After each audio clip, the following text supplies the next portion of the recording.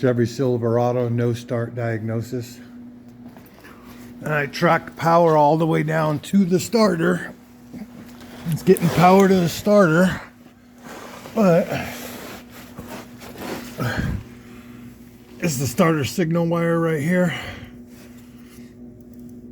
It's supposed to have a clip right inside of here, a little push clip that releases it. It's broken off, so the wire is able to just move on and off freely, and it was halfway hanging off. So I'm gonna try to see if we can't find another one of these clips somewhere, or these plugs.